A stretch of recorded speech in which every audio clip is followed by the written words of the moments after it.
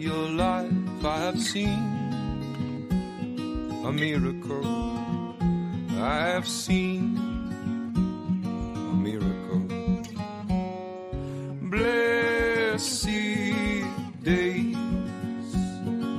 with you in the corner of my arm. I have seen a miracle. I have seen a miracle. The sun, it shines for you. The grass is green, the sky is blue. And there you are, like you are. You're feeling so natural. Find your blue-eyed way, my darling, will guide you, but you'll find it on your own.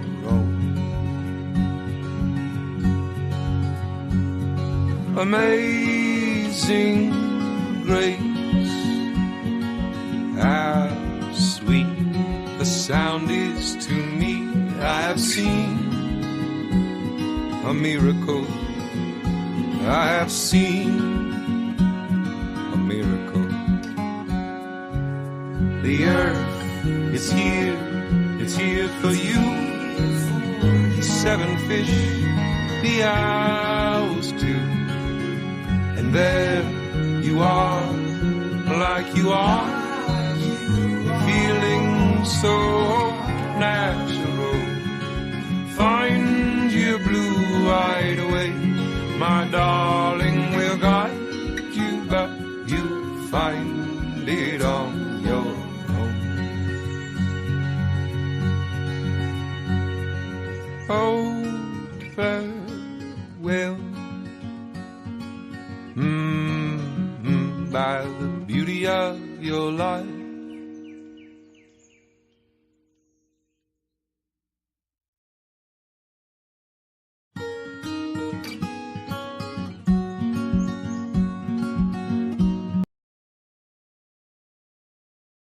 Okay, sorry. No, shoot. Now I just realized maybe my title was gonna be misleading. No, remember yesterday, those that are asking he's arrested. No, this was his old arrest affidavit that has a lot of the information. Those of you watching yesterday, I asked if you guys would be interested if we read through it. So sorry, that's why I figured that people would understand, but I guess not. Of course, everybody wasn't watching yesterday. Hold on a second. Just to see, because it sets up like all it's really in-depth affidavit. It sets up everything, but I also want to watch that. Oh my god, I forgot his name already again. Ashley, are you here? Hold on a second. Tyson Draper video where he secretly records Barry. So I have that. Some of the pictures, some of the texts I was going to go through. So I figured it'd be interesting to go through it now because I mean, I'm guessing eventually. I mean, I don't know. I guess I don't know for sure, but because I don't know what they're going to find when they with her remains, but I'd be willing to guess that they probably will end up arresting him. So anyway, it goes through all the evidence anyway, so it's kind of interesting. Well, did you guys see that he did some kind of response? I guess his lawyer responded. We could read that. I wouldn't say it's really from Barry. It's his lawyer responded, so I don't know if you could say it's really from Barry. And then her sister responded, the family responded. So we could read through all those first, and then I wanted to go through some pictures and a couple videos first, and then maybe we won't get through all the affidavit because it's 131 pages. So we'll just read some of it. Hi, your mom. Hey, Wolfpack. But we'll do all the other stuff first, I feel like. Or maybe I don't know. I'm trying to think how to do it. Hey, Scrap Owl. Hey, Lisa. So yesterday when I was talking about it, I wasn't sure how she was found, but now going through some stuff, it looks like she was in a shallow grave, right? That's what I was getting from going through some of the reports and like Facebook stuff. It sounds like that, he must have, or whoever did this must have buried her in a pretty shallow grave. And they found her remains. So which is kind of crazy because, everybody's thinking like, oh, he, put her in cement. He did this. And like our imaginations just ran wild because he has all that equipment. And, if it was him, he would have different ways to go about it. But it might have been smarter for him not to do it the obvious way if it is indeed him. Um, I can't think of anybody else that it really could be because the boyfriend was been cleared. I guess his alibi and everything checks out. So the boyfriend is like, I think totally cleared, like I don't think no, I think wherever he was and everything, he's clear. So, I mean, who else? I don't know who else would have motive to do it. Hey, Barbara, Lisa, somebody in another live stream last night said that you said in your live stream that what? No, I never said Tyson passed away. No, they must have misunderstood me. I said, I don't know if he has a channel anymore. I wasn't sure if he did his channel anymore, and I could not think of, maybe I did at the time, but then today I couldn't think of, like, what's his last name, and Ashley helped me. No, I never, no, I definitely didn't say that. Maybe people misunderstood because I was curious. I wasn't sure if he did the videos anymore. I was like, I'm not sure if he has a channel up anymore. No, I don't think. Well, when I went to his channel to get look for the well, Ashley found it, but then I went to his channel to look at his channel because I didn't realize if it was still up to see when he posted last. About a month ago he posted. So that's not, I mean, that's kind of normal for some channels. Some channels only post like once a month. I mean, so I don't know. Hopefully he's okay. I know he was posting more often, but maybe he just took a break or something. No, I swear I never said that. I don't know nothing about it. Wow. Maybe so. Oh, so maybe somebody in my chat said it. Maybe that's all it was. Maybe somebody said it in my chat and I missed it. No, I don't know where he's at. I hope he's all right. He seemed like a really nice guy. Yeah. I'm now it has me wondering if maybe somebody in my chat said it and then if there's any truth to that. I don't know. Oh, really, Barbara? Awesome. Yay. Welcome. Mhm. All right, let's just read the quick little post real quick first from the family, and then we'll watch a couple videos, and then. Oh no, I didn't. Lisa, yeah, I bet it could have been somebody maybe in my chat said it, and I just didn't see it. I definitely did not say that. I just said I didn't know if he had if he did a channel anymore, and I still don't know if he's still going to come back. I mean, I looked at it was about a month ago, so I don't know what that. I don't. Some people do take breaks, so I don't know what that means. If it means he's. I hope he's all right. Like I said, I have no idea. Okay. So, oh, that's the wrong one, which we will read. We'll read all these, but here's the wait. No, that's not all right. I want to read the one from the lawyer first. So this one says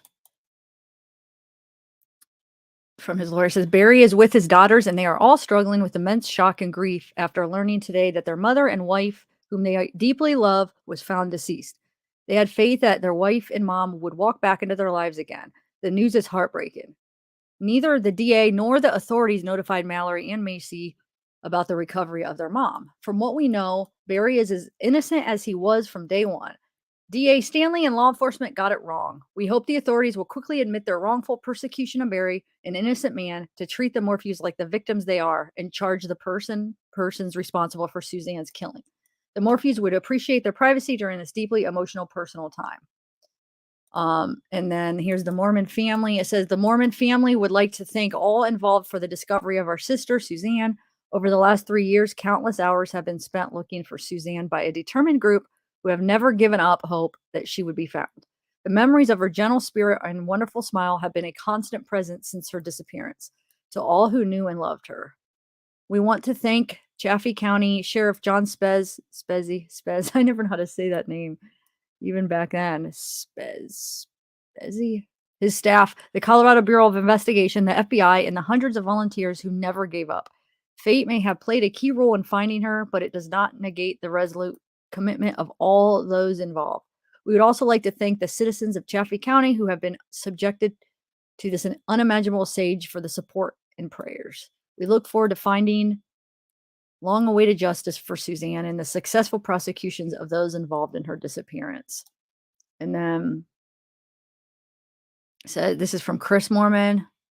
While my family is grateful to all those who searched for Auntie Suzanne the past 3 years, there's no possible way to call yesterday's discovery good news. And then we have, I think there was, hold on. There's one from her sister somewhere that I had. Where is it? Here we go. So it's with mixed emotions of relief that I received the news yesterday afternoon from Sheriff John Spez that my precious sister Suzanne Morphew's bodily remains were found and positively identified.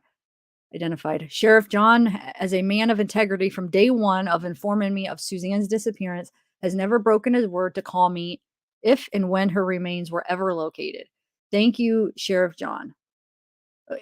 In over 3 years, I have, by God's grace, kept the faith that Suzanne would someday be found. Yesterday, I received my answer to a prayer for a miracle of discovery. Melinda, we have found Suzanne, and she has been positively identified, said Sheriff John. Emotions flooded my soul. Then relief, peaceful relief. This has been a journey which no family ever thinks they will take, yet many do. I have experienced that no one is exempt from evil in this broken world. I chose, however, to focus on the next road of this year, of this ever-changing journey into finding the truth of what happened to Suzanne on that fateful day of Mother's Day weekend, May 9th, 2020. We now are closer than ever to the truth. Oh, shoot. I hate when it jumps like that. There we go. Sorry, there we go.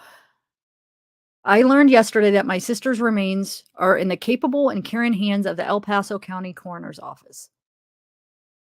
They have assured me that they will be thorough in all aspects of their work to determine the cause and manner of death in this family's tragedy.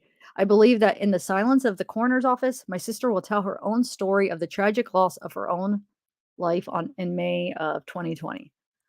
I close in gratitude for all of the faithful professionals that have continued to persevere and believe that this day of discovery was possible.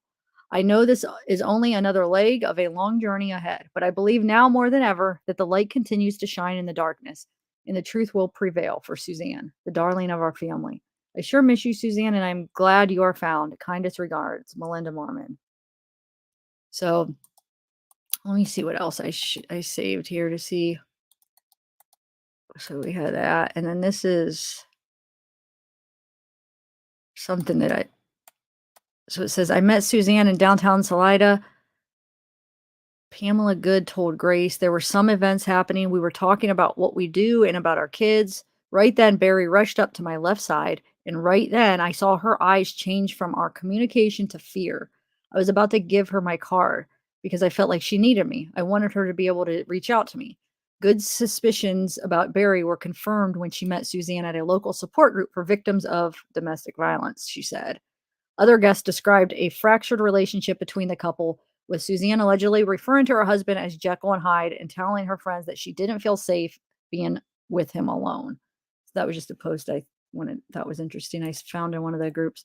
And then the stage scene with the bike. It says this photo was taken from the police body cam footage, which we actually watched yesterday together. Shows Suzanne Morphew's mountain bike after being discovered by sheriff deputies on the side of a cliff of a road near the family home. No clothing, blood, or evidence of a struggle were found near the bike, and Suzanne's helmet was discovered about 1 mile off the side of Highway 50. Her sunglasses and hydration backpack were found inside her car, leading investigators to surmise the scene may have been staged and that Suzanne never really went for a bike ride that Mother's Day morning.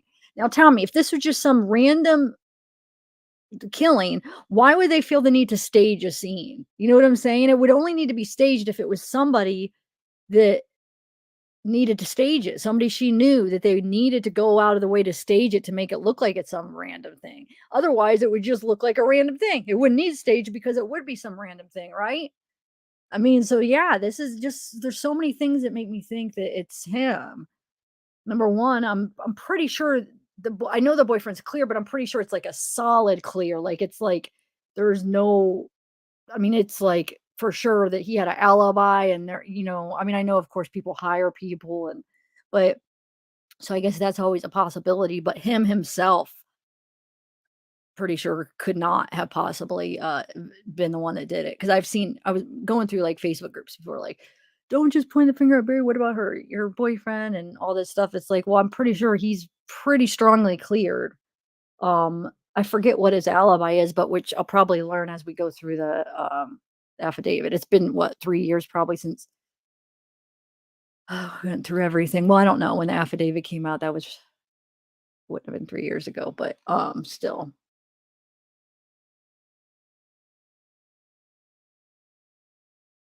Yeah, that okay, so that's interesting, yes, I that is that's probably the only piece of evidence that he has on his side is that DNA in the car, so yeah, that's weird. You're talking about the DNA that matches, some hold on. Dang it, see? I need a refresh on everything, doesn't it match, it matches something. Remind me, guys. I know a male, but isn't it like a male that is in c weren't it wasn't a match to a specific male, or was it just a male? Like, if it was just a specific male that is obviously it's not her family, no relation, no, connection that they know of.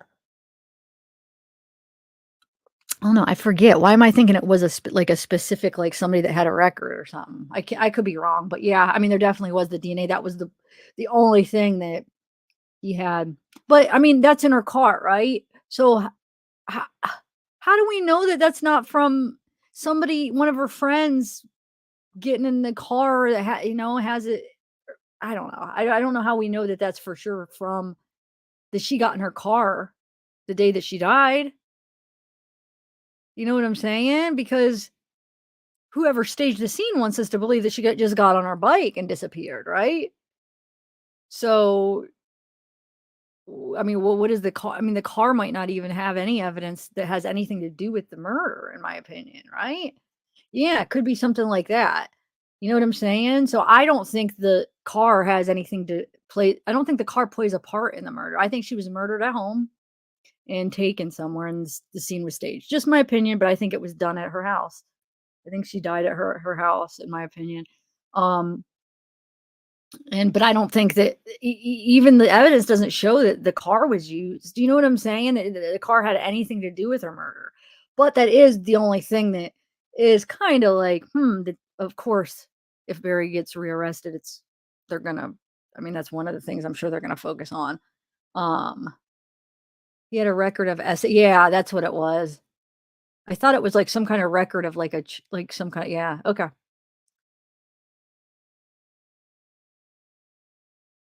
Yeah, but I still don't.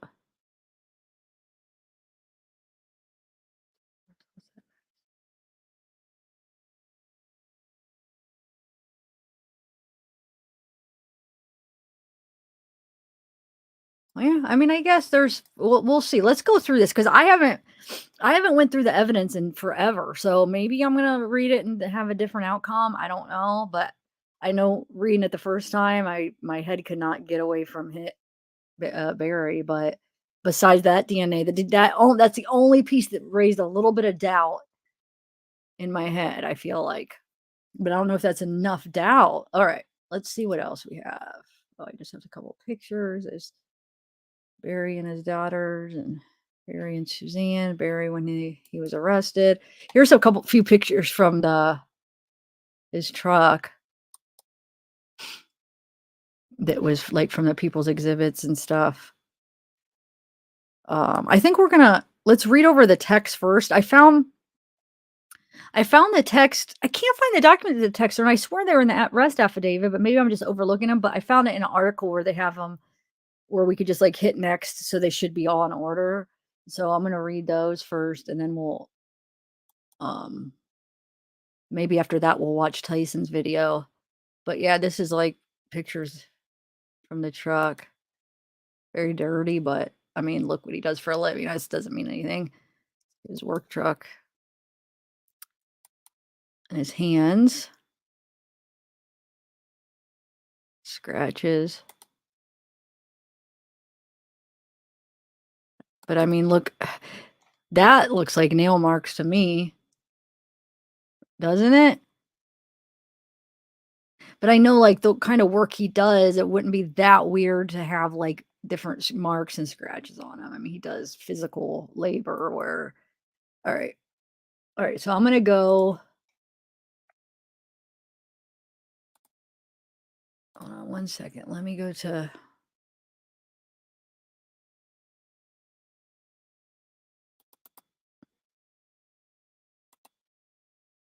oh, those are those other texts. I found these other texts in a group where somebody claims that they were talking to Barry and stuff. It was kind of interesting.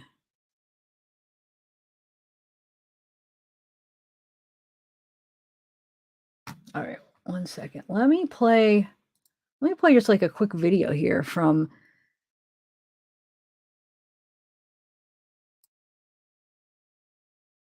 how like pictures and stuff. I'll play this first and then we'll hold on one second.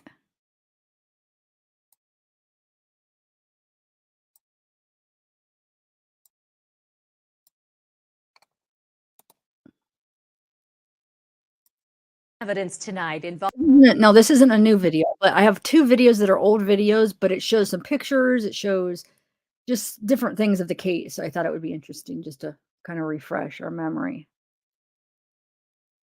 Let's see when this was from actually. So this was a year ago.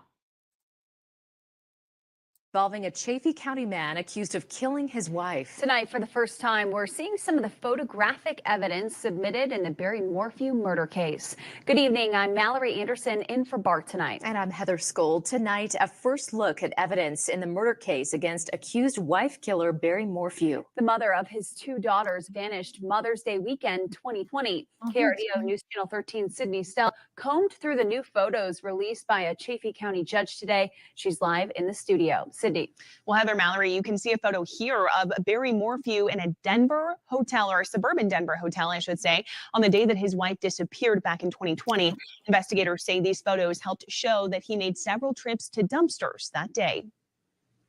This photo shows him holding shovels in the hotel lobby. He told law enforcement he was there for a construction job, but they later found out he was not permitted to use his heavy equipment because it was a Sunday. His wife's body still has not been found. These photos show scratches on Barry's hands and arms taken in the days after his wife's disappearance. The court also released photos Friday of Suzanne's bedroom, where a shell casing was found, and of the tranquilizer dart found in the home's dryer trap. Suzanne's purse was left behind in her car. Evidence shows the purse and all of its contents, including her wallet with cash, her ID, her credit cards, all things investigators say someone would not leave behind if they just ran away to start a new life.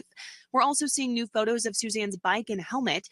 Barry told law enforcement that he believed his wife was out for one of her regular bike rides when something must have happened to her. This is where her bike and her helmet were found in relation to her home. Investigators said they didn't find any evidence of an attack or crash when they found her bike, and you can see the condition that her bike was found in, along with a partial photo of her helmet. Now, a new judge just took over the case following a conflict of interest with the last judge. Barry Morphew will head back to court next week, and his trial is expected to begin in May. Reporting from our studio, I'm So I still just can't get out of my head. If it was just some random guy, like, okay, this guy that has these other essay, whatever, why would he feel the need to stage it? You know what I'm saying? If it was something that happened in the car, why is her bike there making it look like there was some kind of accident?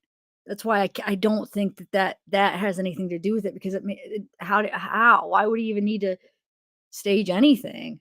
I don't know. I can't put together like a theory of why somebody like that would need to set up a scene. They wouldn't even bother doing that because whatever they're doing is a random act. You know what I'm saying? I mean, it is kind of all right, hold on. One more and then we'll watch we'll read some of the text and then we'll watch Tyson's.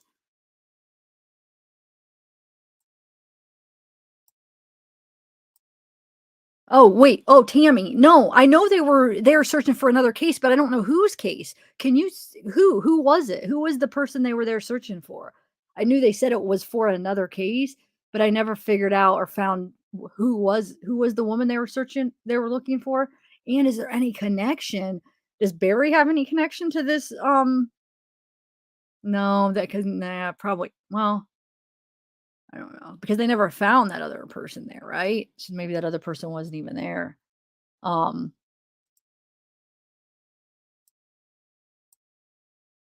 do you know the name of the person though? Because I don't know. I just know they were that they were looking for another person and they found her, which was good because they thought. Remember, they were saying that they thought she was somewhere up in the mountains. They had a place, they had to wait till the snow melt to get to it. So they obviously weren't right about it, so I'm glad that whatever this other case led them to this place. To see some of the evidence that led to the arrest of Barry Morphew. This is the man accused of killing his wife in Chaffee County. Suzanne Morphew has been missing since Mother's Day of 2020. A judge, has ordered the release of some of the evidence. This includes photos of Barry's hands, which appear to have scratch marks. Prosecutors say this may be from Suzanne trying to defend herself. The defense said scratches came from tree branches while he was looking for his wife. Prosecutors also believe Morphew may have used a tranquilizer dart, and they found a needle sheath in the dryer at the Morphew's home. Investigators say it fits a needle used to inject serum into a dart. Barry told investigators he's not sure how it got there. There are also text messages between Suzanne and Barry, as well as Suzanne and a different man she was having an affair with. We're still going through all this evidence. We will have more tonight coming up. But wait, so it might not be that weird that her purse was in the car because if she was at her own home, you saw like they had that big, they're pretty secluded in a way. You know what I'm saying? They have that property. So I feel like it wouldn't be that weird for her whenever she went into the house the last time for her just to have left her purse out in the car because maybe she knew, oh, I'm going to be going back out there or whatever. And then she just never made it back out there because I'm still not convinced that she got taken from her car. You know what I'm saying? I mean, I think that something happened at her house. So I think the purse must have already just been in there. Maybe she just left it in there. I could be wrong. What do you guys think? I just don't think the car has anything to do with, but I mean, I could be wrong. Maybe we'll find out it does. I just think it happened at the house. Whatever happened. I don't think the car was used for anything. All right, so we're gonna read through a few texts. I mean, there's not like a ton. We'll read through those and then we'll play Tyson's. And then we'll get into the affidavit after that.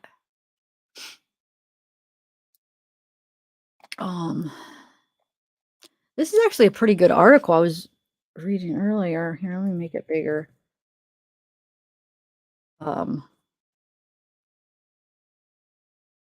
So this is from January 29th, 2022. Let me read some of this. This is for the first time since Barry's arrest last year. The public is able to see in-color photos of evidence from the investigation into the murder of his wife. She was reported missing on Mother's Day of 2020. Nearly a year later, on May 5th, Barry was arrested. So it was almost like exactly a year later, not quite, but so May 5th, 2021, he was arrested. May 10th, 2020 is when she was reported missing. And then May 5th of the next year, he was arrested. And it says the judge who was presiding over the case ordered the release of certain exhibits, including photos, videos, data, audio, which were all presented to the court during the preliminary hearing. Including the exhibits released are text messages sent from Suzanne to a friend in which she confided about problems at home. Photos of Morphew's various weapons, tranquilizer dart materials found in the couple's home, GPS data points from Morphew's truck and phone, photos of the inside of Morphew's vehicles, and the screenshot from Broomfield Hotel surveillance footage. When Suzanne was initially reported missing, it was believed that she had gone on a bike ride and never returned. Those details were provided by Morphew to his neighbors, Martin and Jean Ritter, prompting them to alert authorities. Suzanne's bike was found the same day as she was reported missing on Sunday, May 10th. Her bike helmet was found 4 days later, less than a mile from where her bike had been discovered off of Highway 50. There's the bike. Here's her riding with a helmet. It says Suzanne would frequently take photos on bike rides and post them to her social media account. this picture posted to her Instagram account. Suzanne, who had recently started mountain biking, would typically wear sunglasses, her bike helmet, and her camelback. Interior photos of her car show Suzanne's sunglasses, camelback, and purse on the passenger seat of a Range Rover. So therefore, she definitely didn't go on the bike ride. So that bike, it was 100% staged, in my opinion. So, I mean, who would have felt the need to stage something like that? The text messages from Suzanne's phone to a friend paint a picture of a troubled home life. Makes me wonder what the young me was thinking, she wrote on April 2nd, 2020. Let me see. Oh, wait, we could push over. Let's look at some of these. So this is from her car. There's her purse, wallet, the money. I guess the same ones that video showed. Okay. So let's read some of the text now.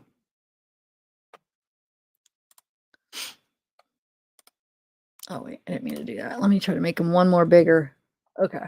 That didn't really do anything. That's not even doing anything, actually. It was better that way.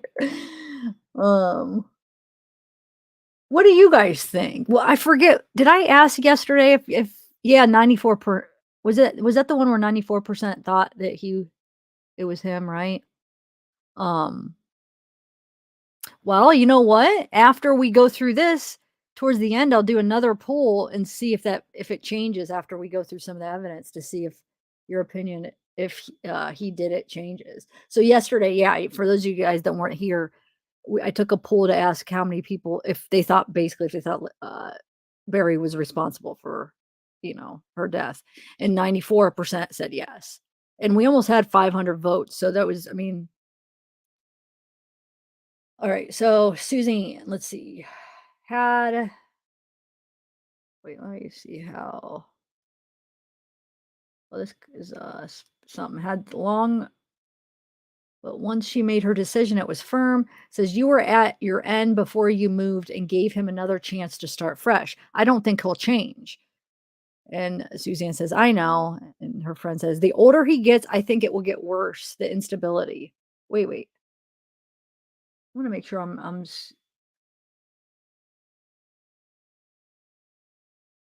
yeah. Okay. So Suzanne's the white. So he says, the older he gets, I think it will get worse, the instability. I was thinking of my Kokomo talks with you and how broken I was. I would press forward thinking about a job you would enjoy and how you can live happy and healthy life and make some what if plans. And Suzanne says, yes, I have been thinking that way. I need peace. It's scary how good that sounds. And her friend says, fast forward and think about life with him. The next several years, if it doesn't change with him, I mean. And Suzanne says, once Macy's gone, I won't be able to do it. I won't feel safe. I've tried to hold on for her, but even she's weary of it and asking why we don't separate. And her friend says, it may take some time to plan and get through all of it. I don't think it will be an easy road with him, but once you are through it, I feel it'll be so much better. And Suzanne says, I sort of wish he would get fed up with me and leave. And so now we have a date on this. Wait, I don't think the date would. Yeah. Oh yeah, those were from September. Okay, what we just read was from September 2nd, 2019. Now these are from April 2nd, 2020. So this would be, wow, just a month before. Dang. Okay, so how are things on the home front right now? Any changes? Suzanne says, it changes like the wind as usual. Long text this morning of apology and declaration. It's sad. I feel bad. I don't want to cause him to have to do this. There's just become a point that the reality of what's never been there is sobering. And I've accepted that. I've accepted what is. He can't change the core person, Makes me wonder what the young me was thinking. And her friend says, does he feel that reality too? And Suzanne says, I was broken, girl, just looking for stability and no confidence in who I was. He thinks we are great as long as he's getting what he wants. And her friend says, the young us can't see past outside of the things. That's the wisdom they told us about that we would have till we got older. Wish there was a way to have more of that in our younger years. Okay. And then Suzanne says, I have regrets, but Mal and Macy are the sweetest parts to this. No mistake there. Her friend says, so very true. God's plan, every bit of it. And Suzanne says, thank you for asking. How's the remote teaching doing? And her friend says, going well so far. I think our governor will announce that we are out the rest of the year. He's doing a press conference. And so now this is March 2020. So this is a couple months before. Hey, Mr. Rosebud, Scrap Owl, Laura, what's up? Yeah, the airplane mode is, it's very suspicious from when he put it on. So there's just too much that's just pointing to him, but we'll see what the results of the autopsy are. Okay, so her friend says he's not going to be rational. Did something happen yesterday that brought on this, or is it just the everyday normal that is building up and wearing you down? And Suzanne says, money stuff, it's sketchy. And her friend says, was he planning on going with Mallory, or was that just a snag at getting someone on his side? And Suzanne says, I need to ask your opinion on it. He asked me if I'm talking to anyone about our marriage, like friends. And her friend says, make sure he doesn't see your phone. You keep it with you? And Suzanne says, yes. And her friend says, when will he be home? And Suzanne says, probably late. Ugh, he came home when girls are gone. He won't speak of divorce, begging for another chance. I'm so torn. But in my heart, I know who he is. I want to see what the time. So that was, oh dang, the other ones don't give a time. So, okay. So her friend says, isn't that what he always says? How long can you keep forgiving him? That was convenient timing too. And Susan says, that's what I told him. He threw that 70 times 7 at me, always using scripture when it's convenient. And now we have, don't know. This doesn't have a date on it. Just says 10:11 a.m. So this says, almost to clear his conscience. You can look me in the eye the whole time. He couldn't. Same this morning when he told me his stories, no eye contact. I can't handle the unstableness. The day he cut his leg, he accused me of wanting to go back to town to get his meds and talk to someone. I came back with, I can't question you about another, but you can me? He literally opened his door while I was driving up the door. Wait, sorry. While I was driving up the mountain, like he was going to jump out, or like he was going to jump. His usual tactic when I bring up another. Then he pulled girls in and told them everything that day. I lost all respect for him that day. And somebody says, if he doesn't get, oh, cuts off. Okay. This says, this just cuts right in. So it says, just wants the old us back. Macy said today she loves us both and wants us both happy. Her friend Hannah has divorced parents and seems happy. They get along well, like my mom and dad did after they split.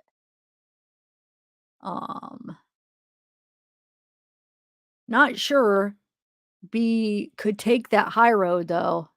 This person says it would eventually be shown to all when he doesn't take the high road. I think you have to think about long-term health here. I really do. Love you so much, sweet friend. Just want to be there to hug on you. And she says, I told Macy that day about guarding my health. And she said, Mom, why don't you divorce him? It broke my heart, but it's true. Thank you for being here. I'd be lost without you. I know I sound so one-sided. I've done my share of damage. I just want peace.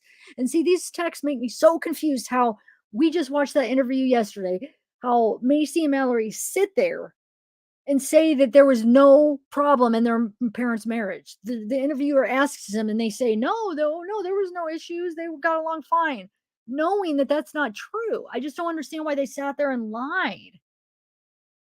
You guys remember that interview? Like I said, we just watched it yesterday, but it was from like, I forget when, like it was after he obviously got released and stuff. So probably within the last year. I just don't understand why they said that when they knew well that they were both having problems. I mean, Suzanne wanted to divorce him. You know what I'm saying? She wanted her to divorce him. So I just don't understand why she couldn't just be honest and be like, yeah, they had problems. And the fact that Barry's lying right there too, saying that he didn't. So that makes you suspicious. First of all, he's making his daughters feel so scared that they have to say that, oh no, their marriage was fine. When we know at least Macy knew that it wasn't. I'm sure Mallory did too. So what is he threatening them? Number one. Number two, how do we even trust him? He's lying because there was problems. You know what I'm saying? I think they are. No, I think they are. So I almost don't blame them because they probably are afraid of him. But that just shows you that Barry's lying. And so are the kids, but they might just be threats. But why? I mean, if he didn't do it and has nothing to hide, why does he hide in the problems they had? Marriage people have problems. You don't have to hide, if you hide in them, it makes you wonder why. Okay, so let's see. It says I keeps cutting into all these, but it says, was so sad, Sheila. He's pulling Mal in. I worry about her. She wants to please him and feels responsible for his happiness. My heart aches for them both in different ways. Maybe a longer answer than you needed, but I appreciate your prayers and love. And the friend says, you've been on my heart extra these past couple days. I think I was feeling your hurt. I'm thankful you were able to talk to Macy. Is Barry home more now, or is he still working? And she says, he's not stable. It's guilt and desperate measures he's taking. Yes, she knows more than she should. Mallory, right? So now we know what Mallory and Macy both are very aware of what their problems. So they both sat up there and lied.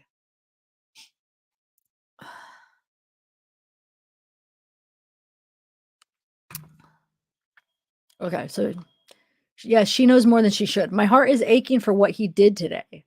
She and I had a peaceful, fun week. He came in and wrecked it and left making her feel bad for him. It's sick. He looks for any reason to run. It can be small and he blows up and takes off. I believe there's still another. I can't win with him. He's too good. Oh, he's too good at manipulation. I feel stuck. I can't let my health decline again. So remember, she had cancer previous and beat it, got it back again. So she's got to take care of herself. Did he just get home from his trip? Probably feels guilty for missing her birthday. This way he can manipulate it into a situation where he doesn't. LOL, that made me laugh. So now we're at a, different thread combo. And then Suzanne says, we are sisters. I need to laugh. I need some Sheila time. Ditto, sister. And then March 25th at 4:20, Suzanne says, it's Jekyll and Hyde again. He and Mel were together last night, probably switching it on when he talks with her. Ugh, I feel like I'm crazy. I just had a conversation with him. Pretty much told him I can't be healthy and stay in this. What did he say? And Suzanne says, he threatens to come home and pack. Ugh. Where is he now? Suzanne says, he will make a scene and use the players working. Is Mallory home or at her apartment? Both home. He's not going to be rational. Did something? Oh, it's going to cut out. I don't know. So now we're looking at March 25th, 11:03 a.m. Wait, what time was the other one? That's 4:20. Oh, so this is going backwards. Oh, wait. 4:20. Yeah, this is before that. So it says, could use some extra prayer today. It's been rough here. How are your spirits? You getting used to remote teaching? And it said, it's a new way life, also crazy and sad, trying to stay positive. Trying to stay positive. What can I be praying for, sweet friend? And she says, just strength going forward, taking care of myself physically in a stressful marriage. Macy and I had a very tough talk yesterday. Very needed, though. She sees and is so perceptive. She's weary of the tension here. She knows how he is towards me and almost begged me to divorce him. It was so sad, Sheila. He's still pulling Mal in. I worry about her. And then it's her birthday. This way he can, this is the same one we were at. Okay. So these aren't in quite perfect order, but they're not too bad. Let's see. Here's Does he ever do anything wrong? So that was that one that cut off. When I was like, shoot, it cut off. She was asking, does he? So that one, does he ever do anything wrong? And Suzanne says, he was gone from Tuesday night until last night. Called yesterday and said he was injured again with his leg and coming home. Yesterday was supposed to be first day of season. It was all so strange. He kept telling me his phone is going to be off because he didn't have enough battery. And her friend said, that is really weird. I'm so glad you and Macy had a good week. I'm sure she can feel the difference when he is there too. Hold on. So this is cut off, but it says move with him along with the chaos. She even mentioned a restraining order. I'm sick. I had a conversation like that with my 16-year-old. So her daughter is mentioning a restraining order. So knowing that it's that bad that maybe she should consider a restraining order. I don't know, Wolfpack. I mean, maybe. I mean, what do you guys think? Okay, cool, Juicy. Lucy, thank you. I do worry about your safety if things move forward. You would have to protect yourself. I'm not sure how much money you have quick access to, but I would try and find a way to set some aside at all if possible. Building a house would not be good right now. And I think having those conversations with Macy are definitely hard. I know you don't want her to have to worry about all that. Think about you and your mom, though. You got through some hard times together. And it cuts out everything. Don't think he sees it that way. I would be interested to hear his conversations with the girls. Suzanne says, Macy mentioned us separating today or divorcing. She wants us happy. She's tired of the tension. She said she should just go to Gunnison and live with Mal. My heart broke to hear her. He plays the hurt one. And then her friend says, does he have enough balls to talk to them with you there? And she says he loves me and can't handle the pain from me not giving him love he needs. Doesn't mention all the damage she's done to me, physically, mentally. It makes me sad that Macy has to be put in that situation. How do you feel? How do you feel living like this? I think that's a continuance.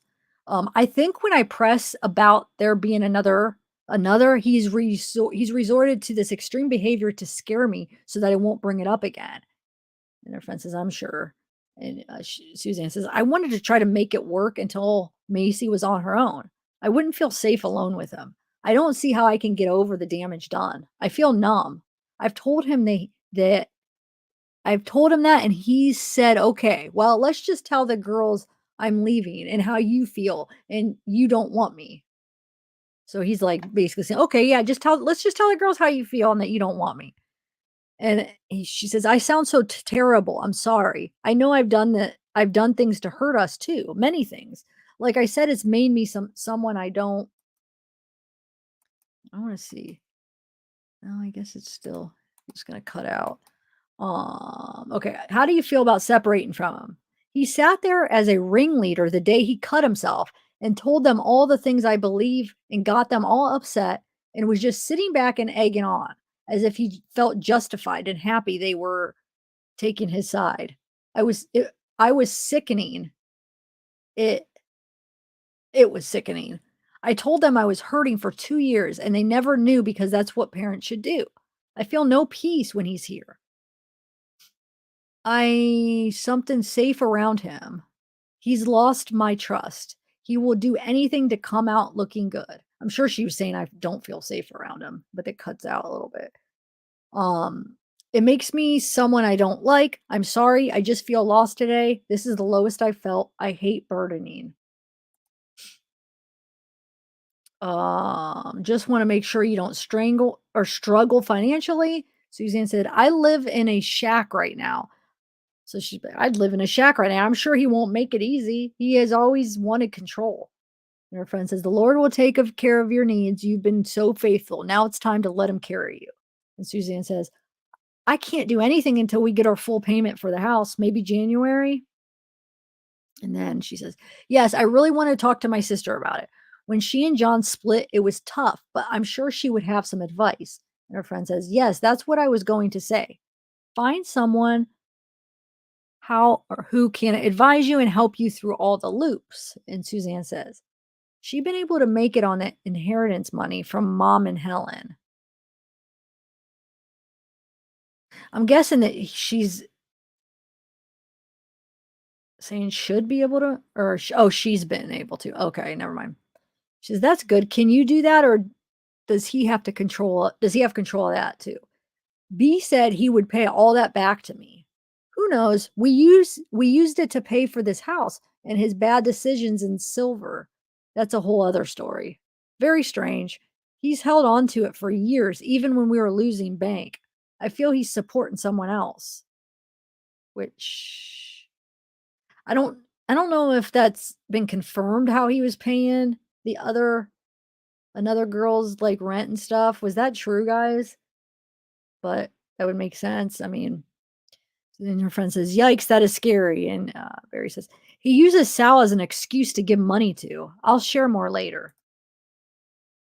Need your prayers for peace today. Been a tough day. How is your kidney pain? So this is September. So these are actually kind of going backwards in months. Sorry.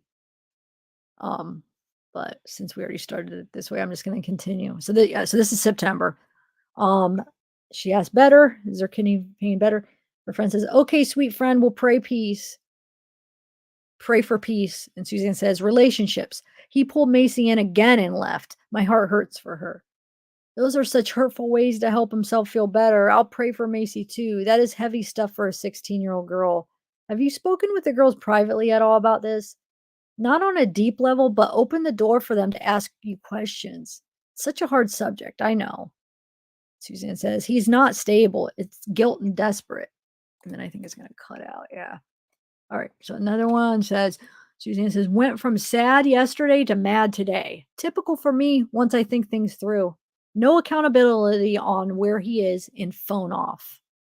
At least it's peaceful. And her friend says, that is good at least. How was he last night when he came back?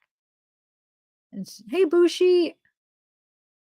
And Suzanne says, he never came back. Says he's staying out till Friday. He has a job outside Denver that starts next Monday. He will come back to prepare for that, I guess.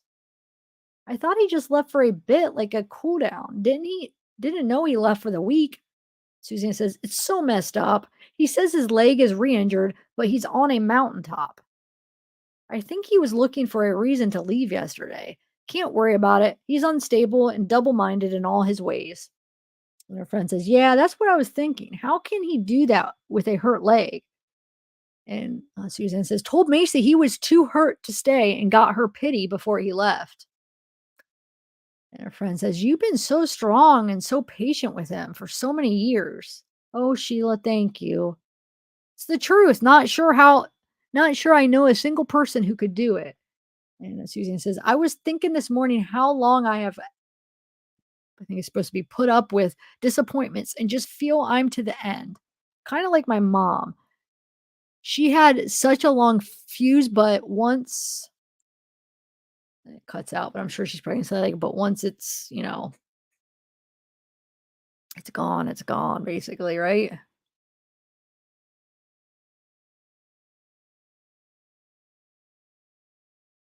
Oh, let me put up his comment, Lisa. So you said, was weird for me once was watching Mallory look at a photo album and smiling at old memories in one of their interviews. Like she doesn't know where her mom is. How are they looking at photo albums? Yeah. Well, so everybody is different though. I do have to admit, like, I'm more the type that I wouldn't be able to, but some people it helps looking at photos. I think it just depends, but I mean, I see what you're saying.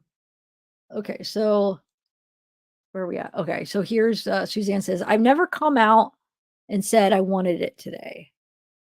Wait, I've never come out and said I wanted it today. He thinks I'm holding on till after Macy graduates at least. Probably the divorce, right? He probably thinks I'm not strong enough to do it, given finances.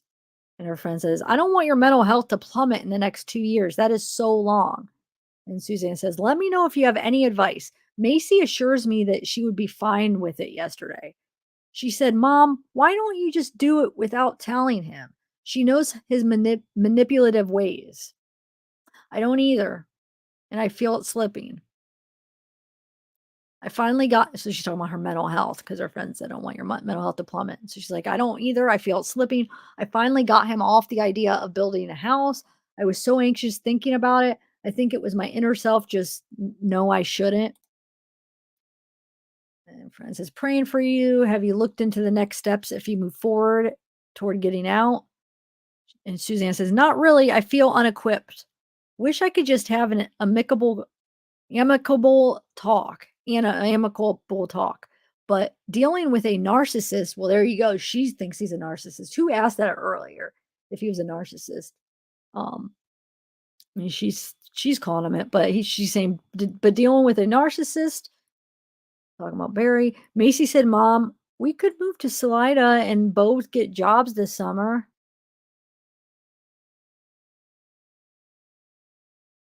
Her friend Hannah has been through this. It's good now, but she was alone with the fighting at home before. And her friend says, what does he want? Have you talked any more about splitting? Suzanne says, it's so hard to know what's next. Trust in the Lord to guide.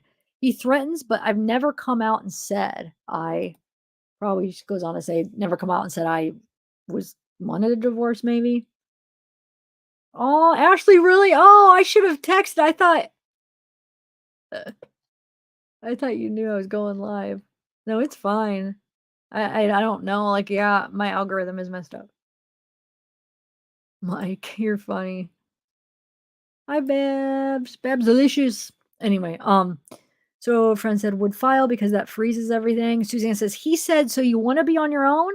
Want me to stop paying all your medical bills? See, it is about money. Whoever said it's about money, it is with him. I feel like a lot that it was probably one of the motives. If let's say he is the one that did it, money, jealousy, but he was cheating on her too. So I think, yeah, he didn't want her having anybody else either, but yet, she was cheating on him. He was cheating on her.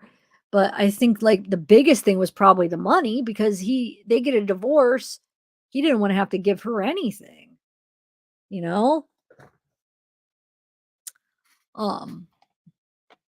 Okay, so her friend says, that is just a scare tactic. He knows he can't hold money over you. Is insurance through his work right now, or do you have it separate? And Suzanne says, we bought it separately. Not cheap, but neither is the line of credit we pay every month for the silver he's dabbled in. And her friend says, he will have to pay support, and I'm sure he doesn't like that, though, or that thought. And Susan says, I told him if he got angry at all, I was filing a restraining order on him. That shocked him a bit. Kept him together, though. And her friend says, I'm wondering if that is tied into the stuff with Sal, like you said.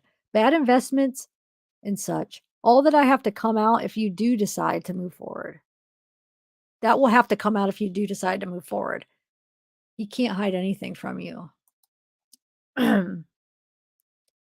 So I don't know. This cuts into a conversation. Says, like, don't want to be. And then her friend says, he has pushed you so far. This is terrible. But I would manipulate him right back and say, fine, let's go tell them. I have been recording all the things you've said and done to me in private. Let's see how they feel after they see all that. Call his bluff. Makes me so sad, mad, frustrates. Not sure that is the right thing, but I would be over it. And Suzanne said, they know he's hurt me. I believe Macy probably understands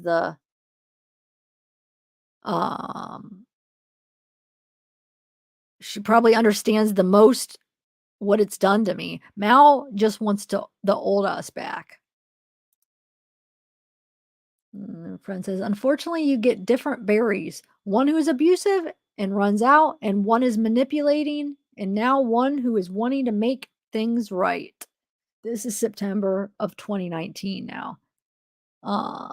So you see how long this has been going on, And Suzanne says, I stood my ground. He left again. And her friend says, so thankful you stood your ground, praying for your strength. Suzanne said, told him I'm done, that I need peace, not sure what's next. Friend says, did he say anything or just walked out? And Suzanne says, he said, if that's how you feel, I'm leaving. He tries to portray something he's not and hopes he will pull me back in. And her friend says, that had to be hard to do on your own, especially knowing how he's manipulating the girls. He probably never thinks you will stand your ground. Suzanne says, told him when he involved girls, I was done with respecting him. And Suzanne says, he believes you need him so he can have that hold over you. Suzanne said, he tried to use money as a tool in the girls. Didn't take the bait. His friend said, oh, I figured he would use the money. That's what I was afraid of. Keep a close eye on the money. He may try to move it or before you file. Yeah. Just getting fed up with me and leave. Does that sound bad? Just get fed up. So she must have been explaining what she said to him or something. Being apart may be more of a blessing for Macy than she doesn't have to worry all the time. I know. I feel so bad for her. No, but you know he wants to look good. So, and Susan said, yep, he wants me to be the bad guy. Well, I want to see because these are double.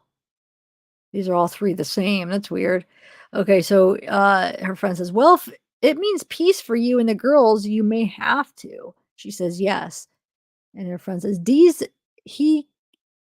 he control all the financial stuff?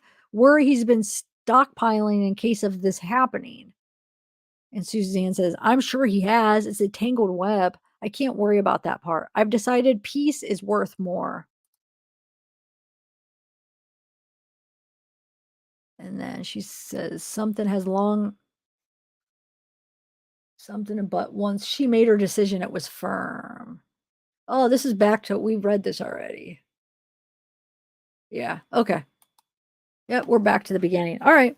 So those are the texts, which is very interesting. I mean, the abuse, and then that other person saying that she went to domestic abuse, meetings and stuff. I mean, that has to mean something. I mean, that has to show, I mean, at least, I guess it doesn't mean that somebody that abuses somebody's going to murder somebody, but still, it's it doesn't look good because a lot of times, it could lead to that.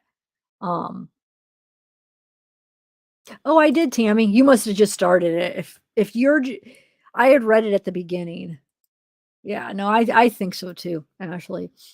But I just want to make sure that I keep an open mind and consider everything. But you guys know how I feel, as far as what I think happened. Okay, so says and those weren't the only text messages investigators uncovered. A text from May 6, 2020 on Morphew's phone that had been deleted, which we talked about this yesterday, actually. It reveals what FBI agent Johnny Grusing believes was a significant step on Suzanne's part to leave her husband. I'm done, she wrote. I could care less what you're up to and have been for years. So she writes this to him. He erases it, deletes it, and they're able to get it. Why is he trying to hide it? And this is May 6th. So 4 days before she's reported missing. Here it is. It says, I'm done. I could care less what you're up to and have been for years. We just need to figure this out civilly. And you know what's in his head, I'm sure? Money. Oh, because she'll get half of everything, or generally, that's just a generally speaking. She'll get whatever. I don't know how it would have worked out, but she'll get, a lot. Estimating a half, right? Usually it's about a half. So he doesn't want that. And then there's that rumor that he was paying for that other girl. Is there any truth? Were they able to confirm that? I don't know. That him paying for the other girls, I think it was rent, right? For his girlfriend. So it says, based off a theory presented by investigators in the arrest affidavit, prosecutors believe a tranquilizer dart may have been used in the commission of the alleged crime. Documents show tranquilizer dart material was found in Morphew's garage. The needle sheath cap was located inside the dryer. Investigators believe Morphew shot Suzanne with a tranquilizer dart, chased her around the house before he allegedly killed her, then hid her body. However, the tranquilizer gun investigators found was not working. Morphew claimed he uses the tranquilizer dart and gun to sedate deer and remove their antlers. Morphew's cell phone and digital forensics information from Morphew's truck, both released in court documents, show his whereabouts during the week of Suzanne's disappearance. The photos below show pinpoints where his cell phone pinged around the house on Saturday, May 9th. When FBI agents asked Morphew why he'd been running around that way, he said he was shooting chipmunks. So, did you guys, so what the state prosecutors believe, he was chasing her around the freaking house in the yard and stuff. So she was like running away from her or running away from him. This is just what they think. I'm not saying that that's how it happened, but when they ask him, yeah, he's chasing chipmunks, shooting chipmunks. Okay. So look, here it is.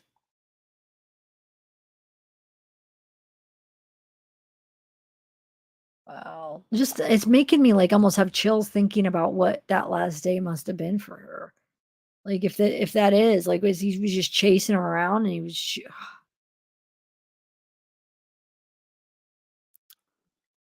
so you could see, right? So there's here, here, here, here. So chipmunks are in the house. That doesn't even make any sense because right here you're in the house, then out here, and how does that make sense? I guess if you say he's in the house, like I don't know, it doesn't make sense for that to be true. For him to, that's what he was doing, chipmunks. Anyway, it says the prosecution believes Morphew switched his phone to airplane mode on the day Suzanne was murdered. Investigators believe she was killed on May 9th, the day before she was reported missing. There's pictures of the car, the truck, which we looked at earlier. On May 9th, Morphew replaced one of the blades on his Bobcat skid steer loader. Wait, on May 9th, yeah, huh. And it shows him replacing it. And then you could, I was looking at this earlier, you could click to view the telematic information of that equipment. Which, we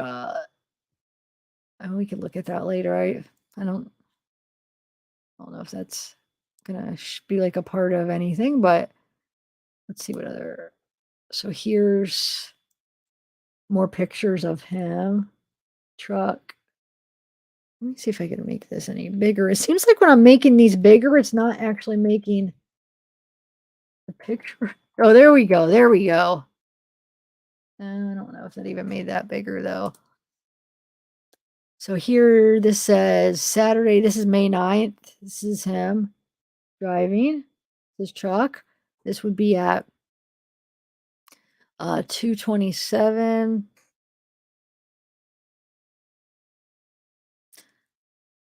p.m.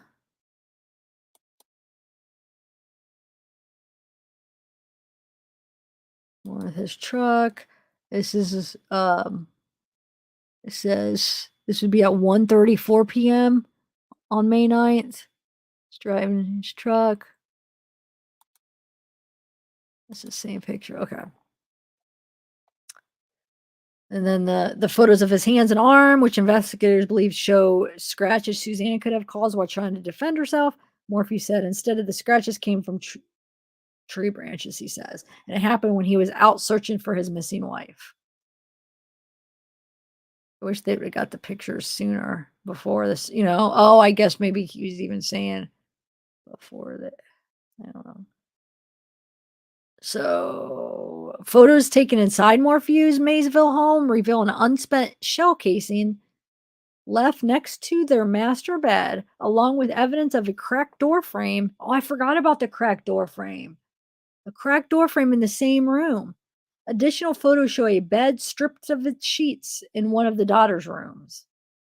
One of the daughter's bedrooms. Could he have used one of the sheets to move her, move her body? And one of the more unusual pieces of evidence, spy pen, captured audio of conversations Suzanne had with Jeff Liebler. I don't know if there's a Liebler, I don't know. A married father of 6 with whom she had an affair. The pen was found in the closet in the master bedroom. Liebler was a high school friend of Suzanne's. The investigation into her disappearance uncovered the two had an affair for 2 years after she moved to Colorado from Indiana. Detectives didn't learn who Liebler was until more than 6 months after Suzanne disappeared. Here's the spy pen.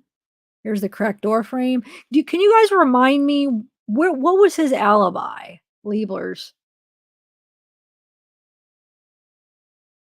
Anyway, so the cracked door frame, the bed in the daughter's room that was stripped. This is their room. So the shell casing was probably right there, I'm guessing, where the card thing is. I forget what was up with the fireplace. Hold on. I don't remember if there was something fishy about that. Oh yeah, that's right. There was shoot, what was that part of something? Was that part of her journal maybe or something? Do you remember? When they found like burnt, like parts of burnt stuff. Why am I thinking like maybe Suzanne's journal or pictures or something? Forget some stuff, you guys can help me remind me. And that's why I'm glad we'll go through the affidavit because it'll remind me of a lot too. But anyway, oh, let me see what else we have. So we have whatever that was. Courage to Change. Book One Day at a Time.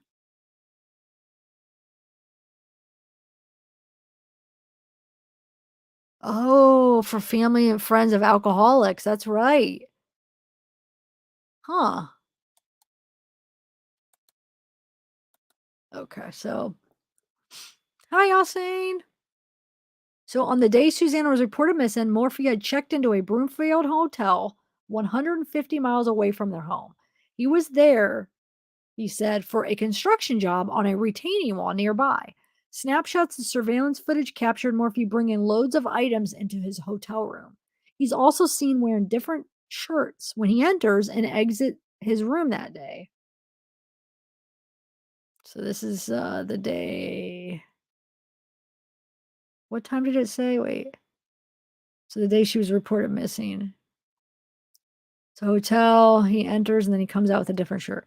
Photos from the investigation show Morphew has made several trash runs that day at multiple locations. Oh, let me see what other pictures. Oh, okay, here we go. So wait, he has dark like navy blue with jeans. That almost, oh, I can't tell. What? It's like a Target bag almost right there. Yeah, this is a light blue shirt now. 10:56 Sunday.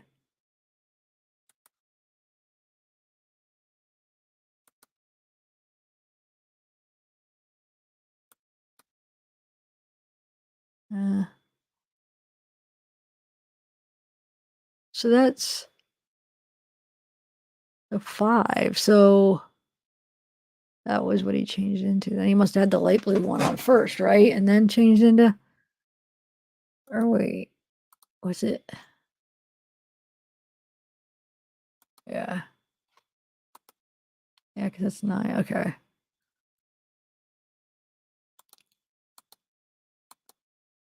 So this is Express. Oh, the hotel. Not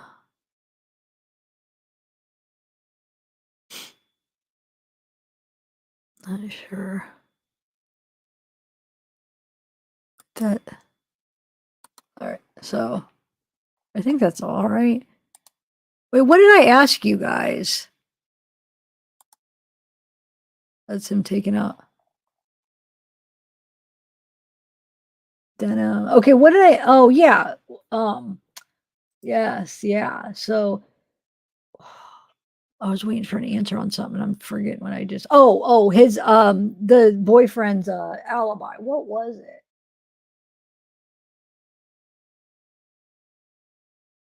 What's it say? I sent the clip. The woman also says she's loosely mentioned this person in previous video. If we want to go out, work it out ourselves, but she's not saying. Okay, I still have to look at that clip. We'll get to that. we'll get to that. How long is the clip? Because I want to make a cup of coffee. So I was going to play Tyler's after I go through this article. I was going to play Tyler's and then go down and get coffee. But if your clip's long enough, I have time. I'll have to look at it. Okay. So here's pictures of him taking trash out. So remember, he made several trash runs. So he's right there. Trash. That's the big dumpster right there. Yeah, he's still got the light blue shirt on right there. So this is the hotel. This is the work site. I think these must be all the stops that he made for maybe trash stops. Is that what they're saying here? Let's see. Morphew left the job site when he and the couple's daughters couldn't reach Suzanne to wish her a happy Mother's Day. Morphew returned to their home to find what became a massive search effort. Okay, so let me see the rest of the pictures, and then we'll go back. Here's more. This must be the same day of him taking the trash out, I'm guessing. Yeah.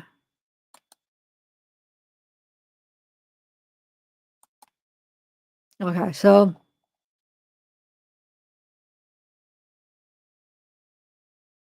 here's that gun. So Morphew is now facing. Now he already. Remember, this is an old article when he first got arrested, and then they had to where they left it, where they could definitely arrest him again. So we got tampering with the deceased human body, tampering with physical evidence, possession of a dangerous weapon, short rifle, attempt to influence a public servant, forgery of public records, misdemeanor elections, mail ballot offense. I forget what that was all about. The election thing. And then he was out on bond. He was able to. But he can visit daughters during the day in Gunnison and his attorneys in Denver when he was out on bond. Okay. So let me look at the clips that you sent. I'll play Tyler's.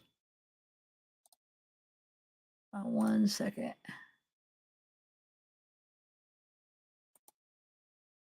Let's see which one you sent me.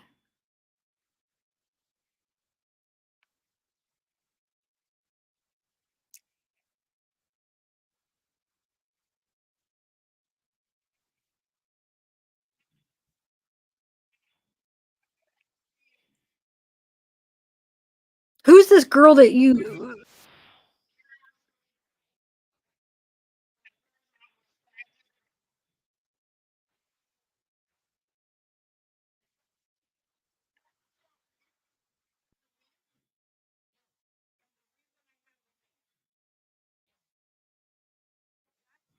Okay, hold on. I'll play that real quick. So that's Sweetie Pilo. I love her. So I don't know who the other person is. It must be somebody that was just helping search. Who is that? I'll play it real quick. I'll play that, and then I'll play Tyson's, and then I'll go to get my coffee. But I'm going to play this first because it's actually just a minute. It's just a short clip, and it's so to set it up though. So I would like to kind of know if she was the person that Sweetie Pilo, the person that she's talking to, was help searching basically, right? That day is what I'm getting. Okay, let's see here. Just after she left, there was a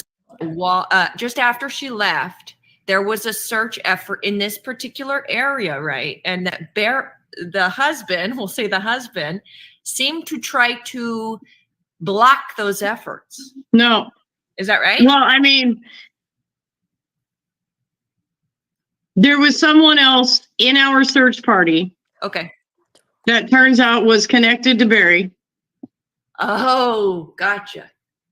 Is this TR? So you remember when I had to leave?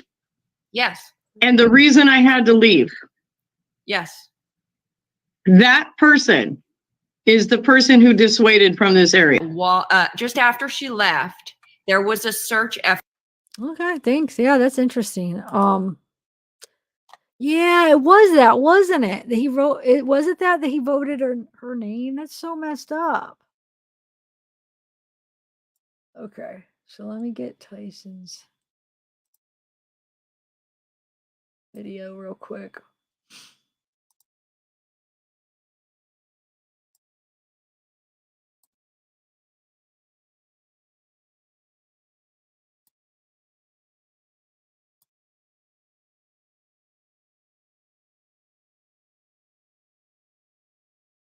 Oh, who was saying how I forget who said that they were searching the other case that they were working on. Did you ever say the other case where they found Suzanne, but who were they looking for? You said it was a woman? Did anybody ever answer that? All right, 1 second. So this is 9 minutes long. So yeah, I'll have time. So this is Tyson Draper, guys. I'm gonna go get my coffee. I'm gonna play it. And let me know in chat if you guys know who the other case was where they found Suzanne. Who were they looking for? So, I have no idea. All right, hold on. Let me get this set up here. Okay. There we go.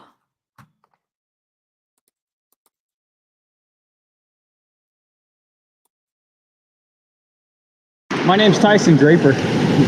I'm from Arizona. Okay.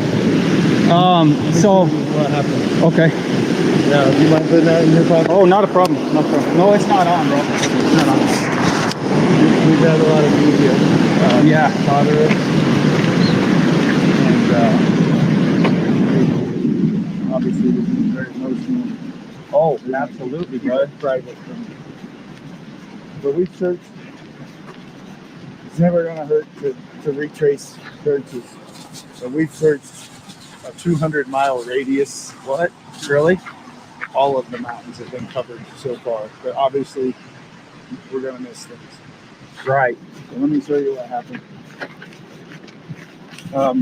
And I do have a reward. There is a reward? $210,000 reward.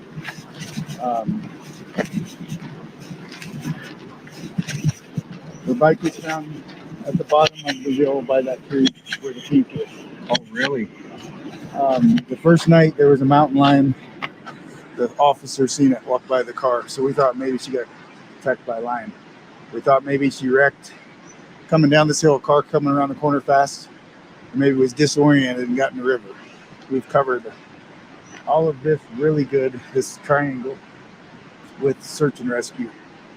So we're pretty comfortable that she's not in this triangle between the RV park, your truck, this road, and then the next road. But what seems to have happened from the investigators, and they don't give much, and I've got private people working for me, is maybe she was abducted right here. And they found an article going west of hers. They won't tell us what it is. So they sent another team after they found the article that covered this hillside all the way down to the river pretty good. My concerns were this way and that way if it was the cat, because the cats, they dragged their prey up the mountain and out of people's. We can't find sign for the cat, but we got rain like right away. Yeah. Could have washed away sign. So they found her bike just right against that tree down there? Well, no, it was on the ground. It was, the wheel was facing, and the sheriff department, they screwed everything up. They shouldn't have touched it. Oh, really? Left it. It's evidence. Pulled it up, and then the sheriff. We had cars over here. Well, the sheriff let everybody drive through here, covering all, or messing up all the evidence. They were walking all over this area, which if somebody abducted her, they would have had foot tracks. They would have had fingerprints on the bike. And they that would let, have all they been let gone. 10 other people touch the bike. Oh, man. I mean, we was really upset that first night. That I was in Denver, so Oh, you were? I didn't get here until 9 o'clock that night. Yeah. And my friend's an Army Ranger, and he knows this stuff better than anybody. He did 400 tours in Iraq, Afghanistan. Oh, is that? So what I would say, if you want to help, I would say this way is the least covered on the mountainside. So you don't know where that article was, though? Was it by the road, or they won't even? They won't say, huh? Well, Barry, I'm glad you filled me in, man. I was.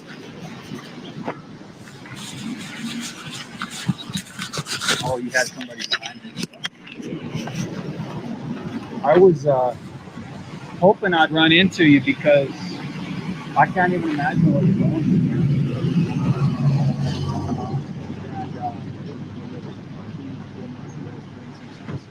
That's what I've heard.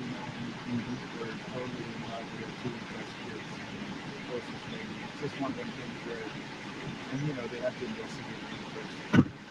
Yeah, yeah. Well, get your name cleared, and then. Well, and they, you know, they told me that it's cleared. I don't know if it's on me.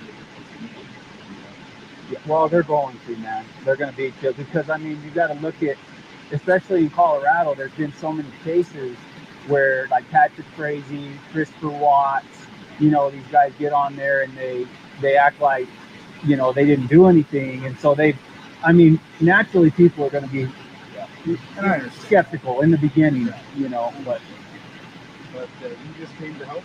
Yeah, I was in the Pagosa Springs area, and I've been kind of hearing about this, and so I thought I'd just come help, man. And what can I do for you, bro? We've got a good group of friends and stuff. The best thing you could do if you're a hiker and you're an outdoorsman, just get out there and cover some ground. Okay. Yeah, find something. If you find anything, don't touch it. Take a picture of it, give it to the police. Put a pin there, let them come, because if there's an article, we need to DNA it. Absolutely. And we have found men's clothing. We found a group of men's clothes up by the lake. Fooses, that they being interested in the front. So Fooses is up that way? You go up to the right. Yeah. And that lake's up there, and then the Fooses Trail, you can drive all the way to the trailhead. And this is the Colorado Trail. You cross 50, where they park up top. Yeah. And you can, I mean, that covers all the way to Denver. Okay. And we've covered, I had school friends come the first few days. So we had a bunch of guys that we covered that really good. Up in there. But the only thing, this is a tough one, and my friends aren't in shape like you. So getting up those sides of those hills and stuff is kind of tough. Well, let me ask you a quick question, Rick. So you were in Denver, but how long before somebody noticed that she was gone? And well, it was Mother's Day. It was Mother's Day.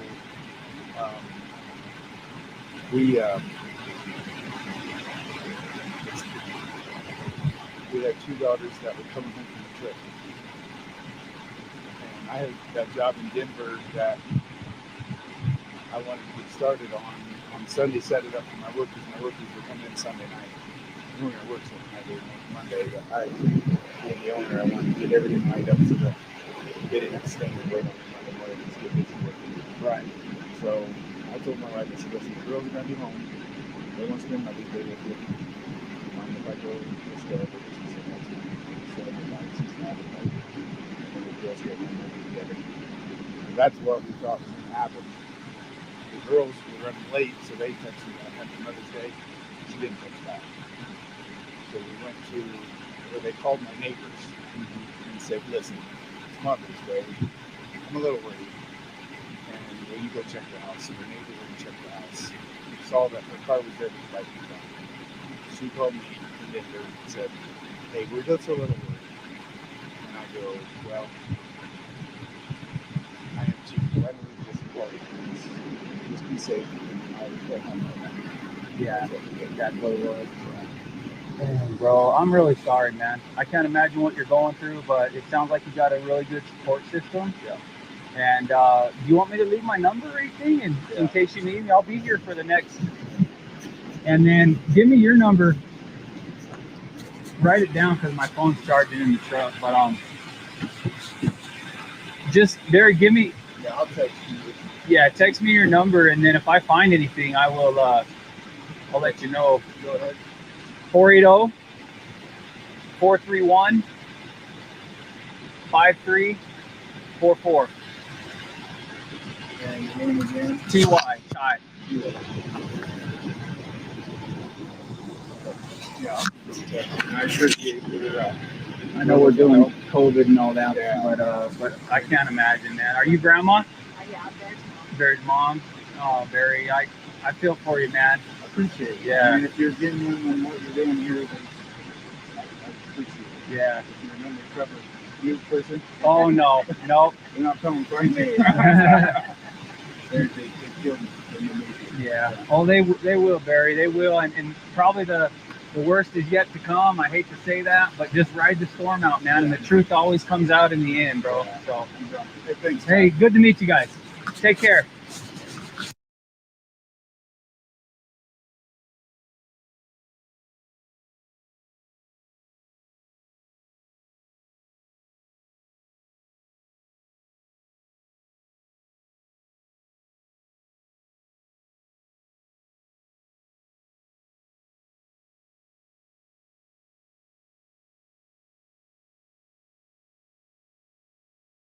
Okay, so what do you guys think? Is this the first time you guys is this I can't even talk? Hello.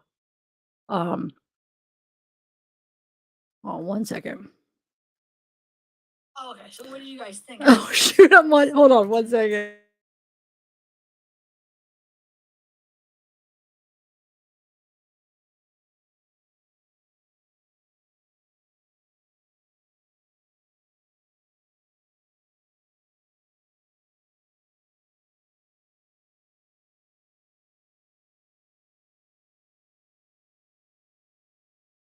I had it playing, but it wasn't up on my screen. It was just the audio. It was weird. Um,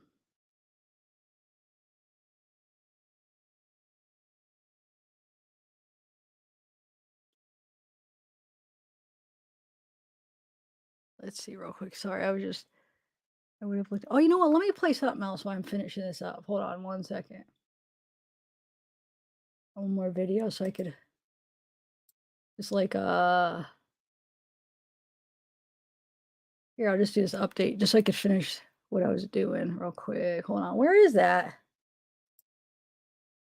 Oh, not that. Hold on. This is just the most current of them finding her. And then we'll go over the affidavit. Florida's biggest missing persons cases. Suzanne Morphew's body has been found. That's according to the Colorado Bureau of Investigation. Good evening, I'm Karen Lee. And I'm Kelly Worthman in for Michael Spencer. Morphew disappeared on Mother's Day back in 2020. Her husband, Barry Morphew, was initially charged with her murder, but those charges were later dropped. Investigators found Morphew's remains near the town of Moffett, 30 minutes south of Salida. Your Mountain Newsroom reporter Spencer Wilson joins us live now from Moffett. And Spencer, investigators found Morphew almost by chance, they say.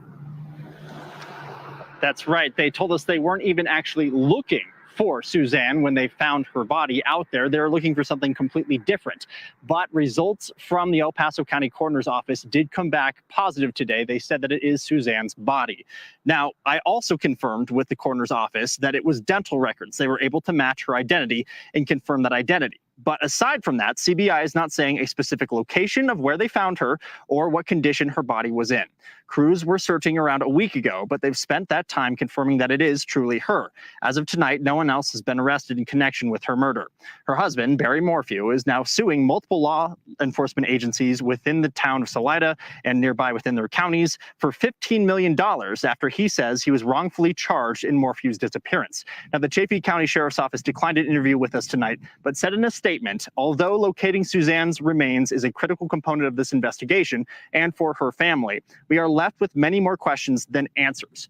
We will keep searching for answers for you guys tonight and bring you what we learn. Live in Moffett, Spencer Wilson, covering Colorado First. Spencer, thank you.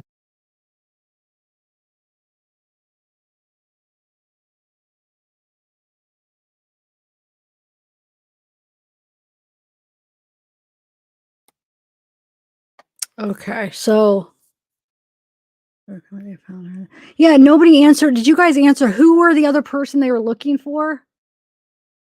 Yeah, I think shot too. Yeah.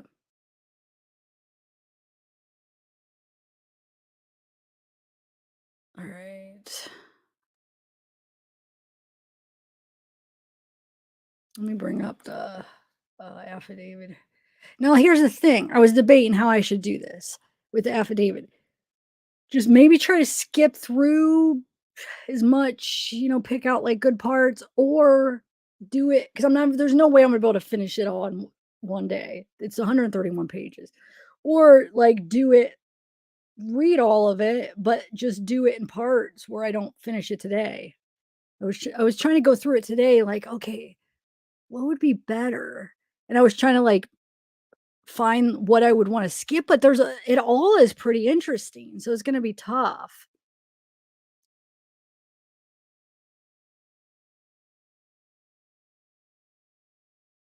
Okay. Let me see. I'm going to look at chat to see if anybody answered. If what I'm asking is who was the person they were looking for? What case were they looking for? And then they found Suzanne. Somebody mentioned that it was a girl or a lady or whatever. Does anybody know? No. I don't know. I haven't been able to find what case it was.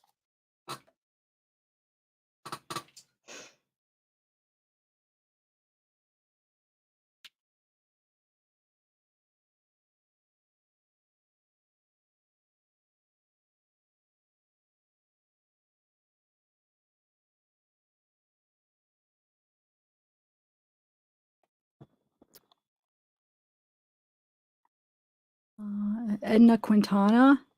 That's the name of the person here. Is that what you're saying? Let me look that up real quick.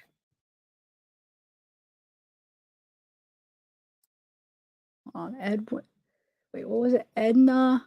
I'm just curious. Edna Quint. So they didn't find her? Oh, okay, yeah. Oh, wait, I saw this picture in one of the groups. I must have just overlooked it. Okay. Yeah.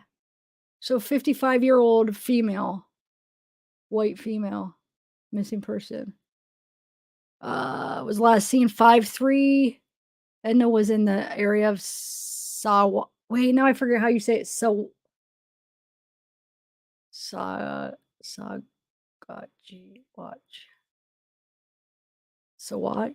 Sawatch maybe county when last seen. It would be on her foot. It would be on foot. Edna has medical issues and there is concern for her health and well-being.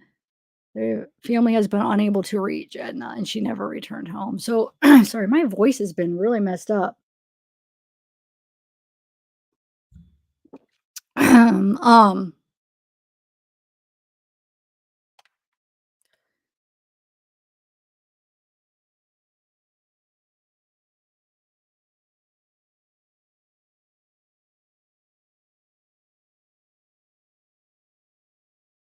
Let's see what this is. Family members of Edna are still searching for answers for Edna. Was last seen May 3rd. Statewide alert for Edna was issued on May 17th. She's still not been located. Skeletal remains were discovered on July 26th. When a search was being conducted for Edna, those remains belong to a man. Wait, is that? No. There's a article I found where they found a man in Sawachi or Sawatch County. Oh, I don't know. I have so much trouble with how to pronounce that. Sawatch, I think is how it is. But I feel like it was before. Let me show you the article I'm talking about, but maybe it's this one. I don't know.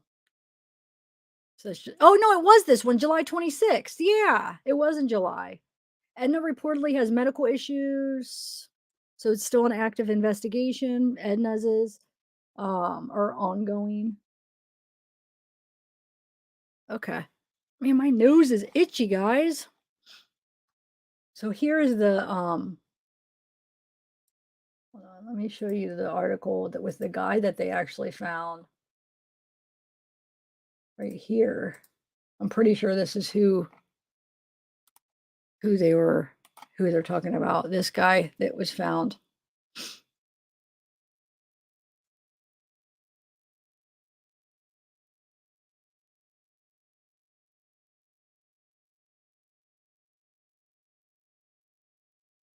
So yeah, this has to be their skeletal remains, part of Colorado. James Montoya, been missing since April 2023.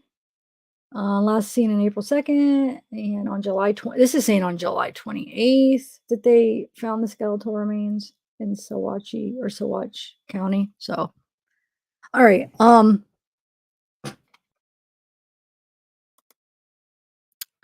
All right, let me bring up this really quick. Someone's talking about me.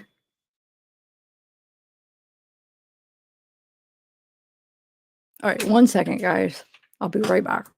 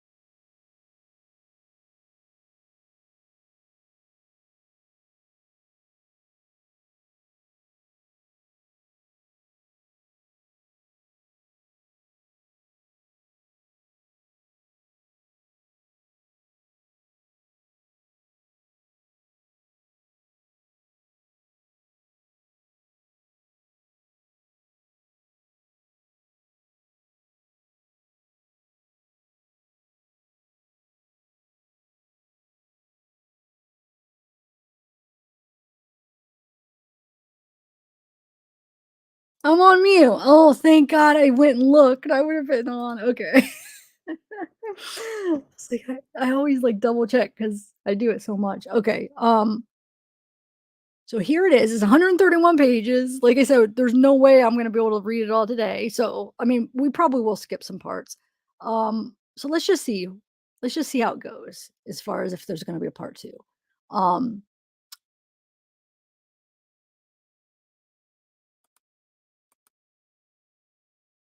all right, so I am gonna skip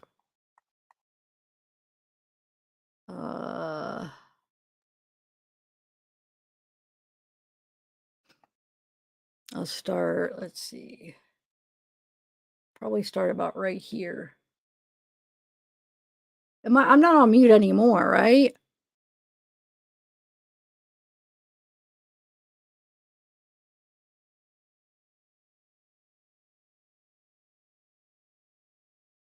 Cause blood.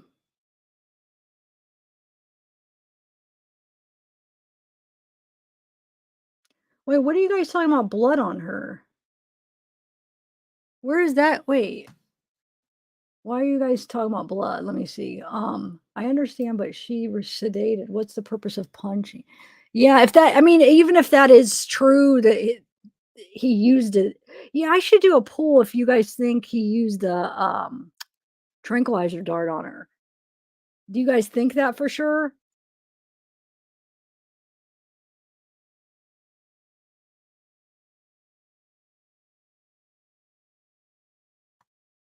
I'm gonna do a poll. Hold on.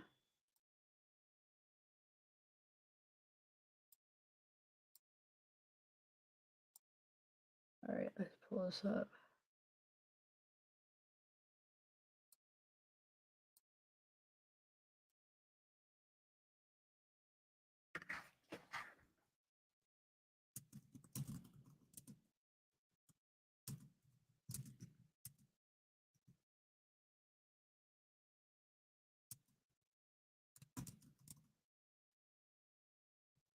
All right.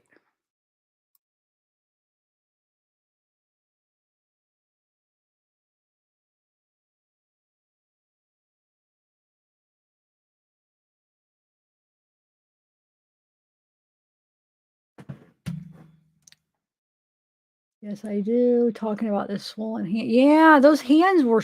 He did have his hands look swollen in those pictures. Um, yeah, he did. Jeremiah. They found whatever you call it, the empty syringe type thing. The I forget how they worded it. I mean, it'll be in the affidavit, but the cartridge or whatever for a tranquilizer gun. And he said he uses it on deer to get their antlers or whatever. So he's already known to have it, admitted having one. Um, they said they found like the thing in the dryer, I think it was. So yeah, maybe he didn't shoot her. I mean, maybe with the tranquilizer gun. I always was thinking maybe like that's how she died, but maybe not. Maybe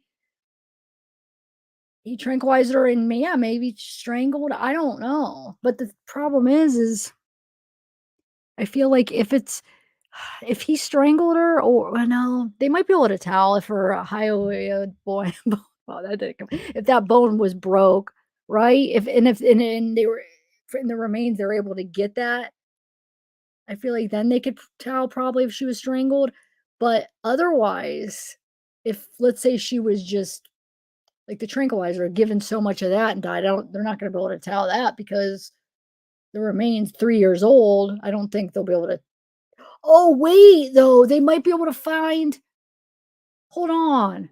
When you use a tranquilizer gun, is there anything left? Like, would there be something left inside? I don't even know how those work. So, like, let's say you're tranquilizing a bear or whatever you use the gun. Would something stay in there? Because I'm just thinking, is there something left behind that they'll have? Like, I was thinking if he shot her, maybe they'll find the bullet that can link him to her. Link it to his gun, or I don't know if the tranquilizer. I don't think they're gonna be able to find like if that was in her system. It's way too old now. The dart is recovered, but it can strike the bone. Okay, okay, yeah, hopefully. All right.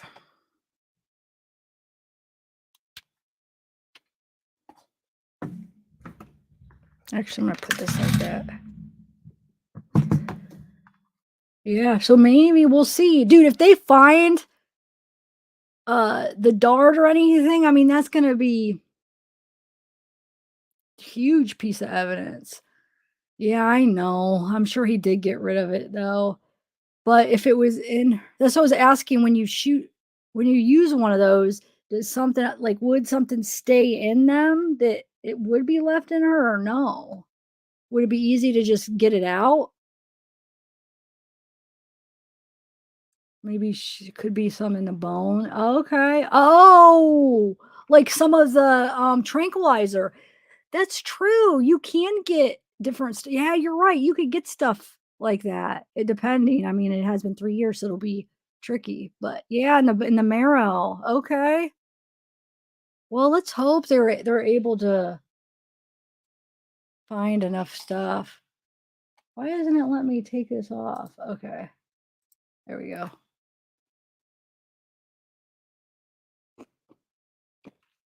All right, so let's start. I'm on mute still? No, I can't because I'm having a conversation. Oh, must be an old one. Tooth pulp. Maybe the hair.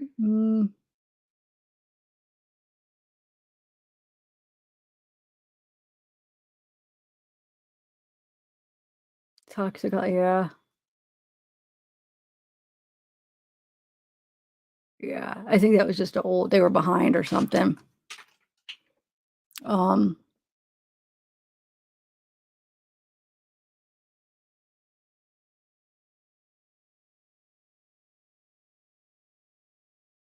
Okay. I don't know if they'll be able to get anything out of the hair. Yeah, I don't know. It's gonna be tricky.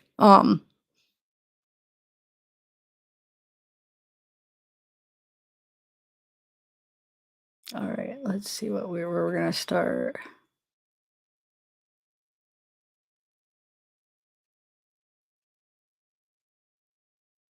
Hi, Kai Ocean, by the way. Marjorie. I'm gonna. Hey, Mr. Rosebud.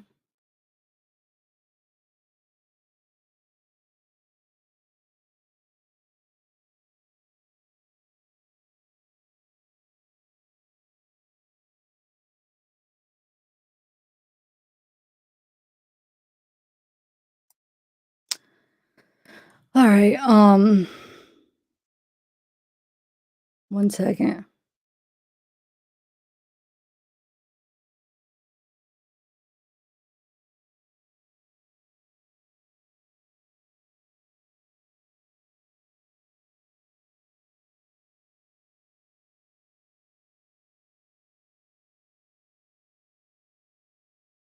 One second, guys.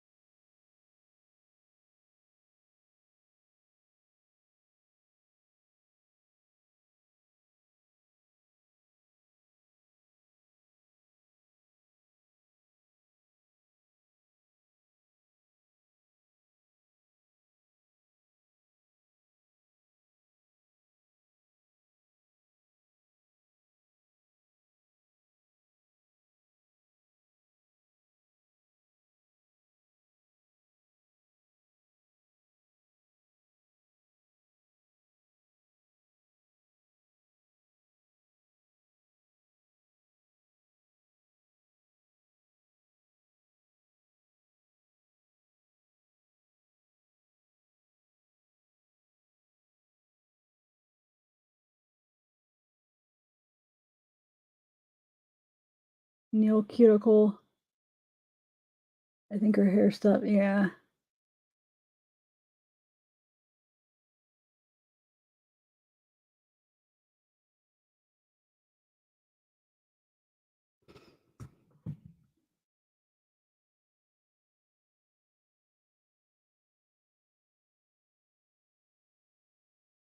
Okay, so let's start here. I'm just going to jump in right here where Suzanne, because usually the first couple paragraphs are all. So right here it says Suzanne took clear, articulable steps in January 2020 in attempts to separate from and divorce her husband Barry. Let me make this one more bigger, actually.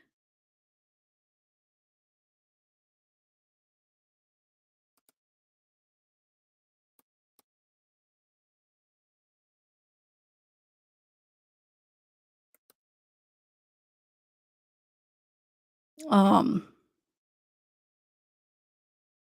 does that not look? Where is Tiff? I'm right here, Jamie. Wait, what do you mean you can't see me? You're silly. Right here on the side. Yeah, they might be able to get something. Now that you guys are reminding me all that stuff, like in the bone, I think their best bet would be in the bone marrow because I don't think there's gonna be. What was the like the where they get stuff from? Like you could get stuff from the eye. Remember talking to Dr. Latina about that? What do they call that? The eye and the eye and any of the organs, which I don't. That's gonna be all not able to do that. But also, yeah, bones will probably be their best bet. Why does my voice feel and sound like it's like and straining? Hold on, let me get some water. It's like after I talk for a minute, it feels like it's like tired or something. Yeah, I think the eyes are long gone too. I really do. Yeah, that's what I was thinking of. What you said, Alan, right there. Yep. Oh man. Maybe because I've been doing so many long lives, I start to lose my voice. Oh, okay.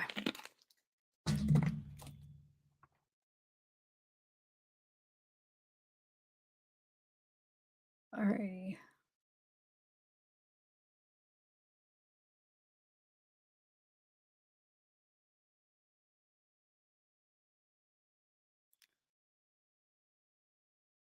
So she attempts to separate from the divorce, her husband Barry, with her husband Barry. She told her family and close friends about her intentions, secretly recorded her notes, of abuse in her phone because Barry monitored it.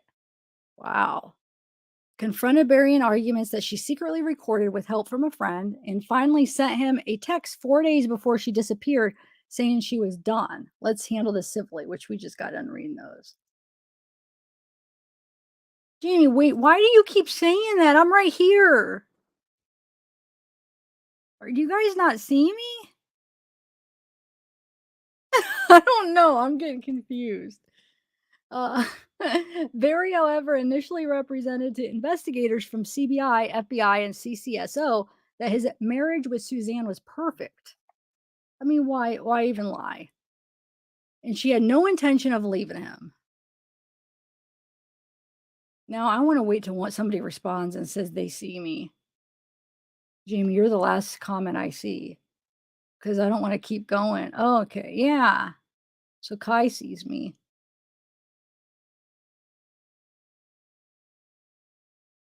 Because Jamie, first you said Tiff, then you said Zav. You know that's both me, right?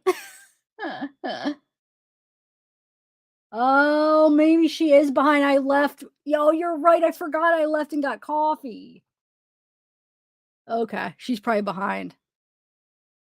All right. Okay, thanks, guys. Oh my lord. Why do I feel like I'm like dehydrated? Hold on. I did the dehydrated test. I was watching this video where they say pull up your finger, and you guys probably have seen it before, right? Like pull up the skin of your finger, and then if it doesn't bounce back real quick, then you're dehydrated.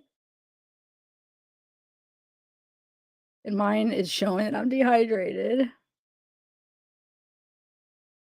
Yeah.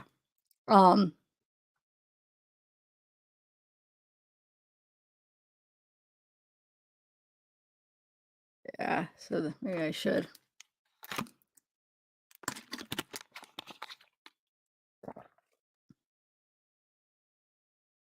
Okay.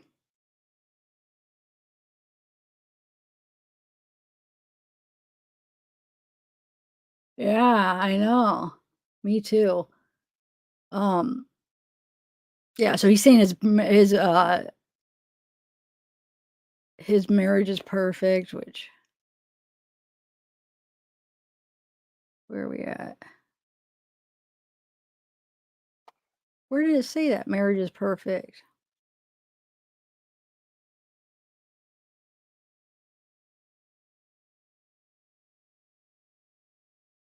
Oh, and she had no intention of leaving him. This is what Barry's saying.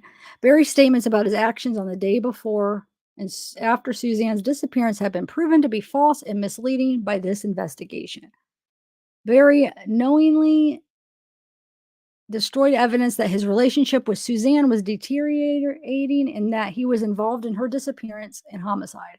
Suzanne's bicycle and helmet were recovered close to the Morphew residence, discarded before Barry left town in the morning hours of May 10th, 2020. The investigation to date indicates that these items were not indicative of an accident, an animal attack, Suzanne being a runaway. Or okay, they're saying they're not. Or Suzanne unaliving herself, or Suzanne being the victim of a stranger abduction. All records check available to the FBI and local law enforcement indicate as of April 30th that Suzanne has not used a credit card. You know, I'm going to skip some of this, right? Okay, so we know she hasn't used a credit card, hasn't contacted law enforcement, not flown in a plane, crossed the national border. So it says within a month or so of Barry moving Suzanne and their daughter from Indiana to Colorado in April 2018, Suzanne sent a Facebook message of howdy stranger to her high school friend Jeff. Suzanne and Jeff, who resides in Michigan, began communicating regularly through 2018 and eventually began meeting each other in 2019. Suzanne traveled to meet him in New Orleans, Indianapolis, Dallas, Michigan, and Florida, where they eventually had consensual sex. By September 2019, Barry took clear steps to determine if Suzanne was having an affair by stalking her at their own residence in Salida, Colorado, as witnessed by Suzanne's closest friend, Sheila Oliver. In January 2019, Barry took Suzanne's phone from her when they were in the resort in Mexico while she was talking to Liebler, but he was unable to determine Liebler's identity. On May 8th, 2020, Suzanne saved in the notes section of her phone that Barry accused her of having a boyfriend on March 6th, 2020. On May 6th, sorry, May 6th. May 9th, Suzanne's last proof of life occurred in the 2 p.m. hour when she was messaging Liebler with a selfie while Barry returned to the residence. Suzanne did not respond to Liebler's return messages at 2:44 p.m. and 2:46. The same time, Barry admitted to running around their property with a gun and placing his phone in airplane mode at 2:47. Yeah.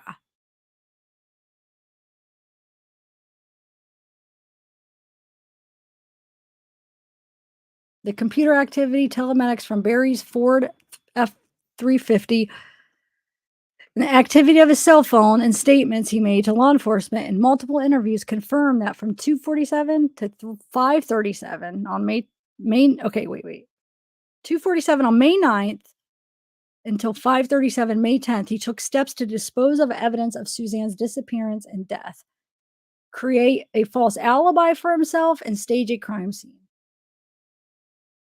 In recent months following the presentation of evidence, man, why am I having hold on? I feel like I'm feeling dehydrated right now. I feel like this is exhausting to read it for some reason. Yeah, Alan, I don't know. And this is a really good affidavit too.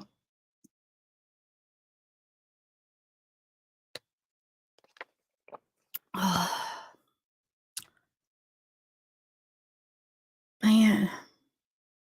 I almost feel like I might need to just, I don't know. I feel like my throat is hurting and I don't know if I could do this right now. I know. Drink water.